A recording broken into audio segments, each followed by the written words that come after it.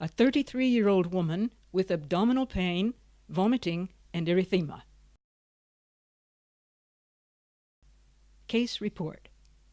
A 33-year-old woman was admitted to our hospital because of upper abdominal pain, vomiting, polyarthralgia, and erythema. The patient had been in generally good health, but when she was 27, morning stiffness and on motion pain over the right elbow developed and gradually progressed to bilateral involvement of the hand, knee, foot, and the proximal interphalangeal PIP and distal interphalangeal DIP joints. At 29, she was found to have Raynaud's phenomenon and sclerodactylia, but both disorders resolved spontaneously in 2 years. At 30, she had an appendectomy, and high fever lasted for 8 days after the operation. In January 2005, a month before admission, she had high fever, swelling of the right cervical lymph nodes, and localized edema on the forehead, eyelids, and legs. These symptoms resolved in 3 days without therapy. In February 2005, she was admitted to our hospital. Present admission. She is not married, and her parents and 5 siblings are in excellent health. Physical examination revealed erythema multiforme, discoid rash, on the chest, palms, and back, conjunctival injection, angioneurotic edema on the forehead, chin, and flexor surfaces of the forearms, and polyarthritis involving both hands, both elbows, and the right foot.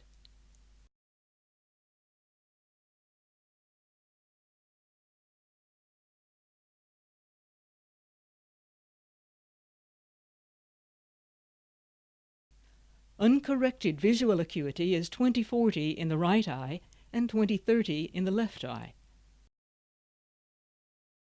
Corrected visual acuity is 20/20 in the right eye and 20/30 in the left eye.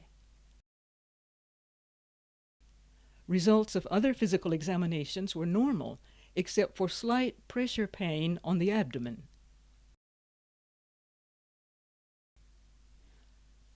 Results of blood chemical laboratory studies, as well as the upper gastrointestinal röntgenograms, were normal. In addition, the feces tested negative for occult blood, and the urine contained no protein and few casts. Hematologic and immunologic laboratory tests showed that no lupus erythematosus cells were present, but the serum tested positive for anti-nuclear antibody, ANA, at a dilution of 1 to 1024. Cellular immunity, such as T cells, B cells, and stimulation index with phytohemagglutinin, were within normal range.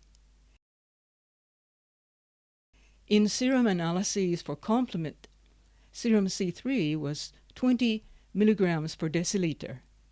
CH50 was 11 units per milliliter. Normal range is 33 to 61 units per milliliter, and the serum tested positive for C1q precipitants of the low molecular weight type. In March 2005, 1 month after admission, swelling appeared in the right cervical and right axillary lymph nodes, and the biopsy specimen showed chronic lymphadenitis. A renal biopsy specimen disclosed slight proliferation of mesangial cells and subepithelial deposits.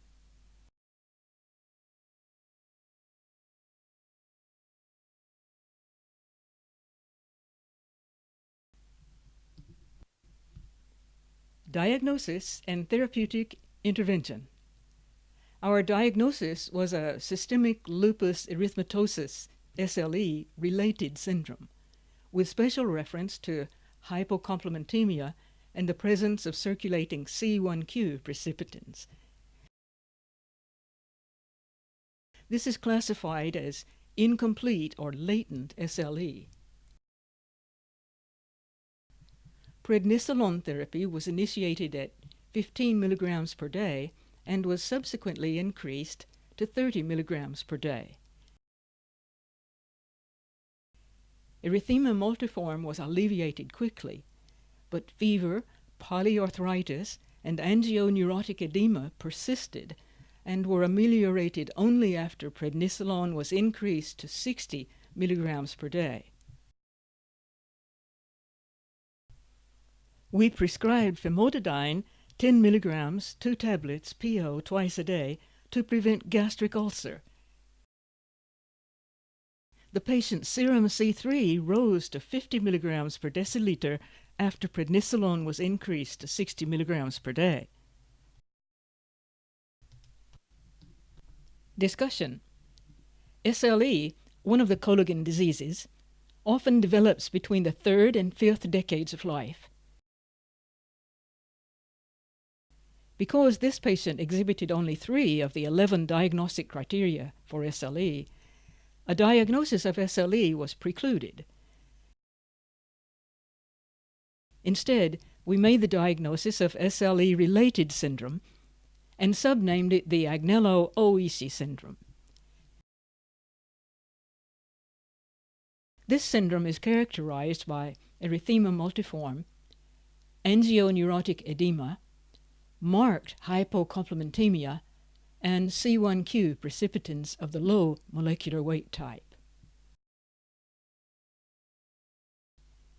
After the patient's intake of high-dose prednisolone, the C3 increased by 150% in spite of the immunosuppressive activity of this medication. This phenomenon gives rise to the view that an immune mechanism itself is involved in the marked hypocomplementemia associated with this particular SLE-related syndrome. Since C1q precipitants of the low molecular weight type are known to consume complement, we propose that C1q precipitants are not a result of this syndrome, but a cause. Complement deficiency appears to predispose the patients to an SLE-like syndrome and may pose a high risk of progression to full-blown SLE.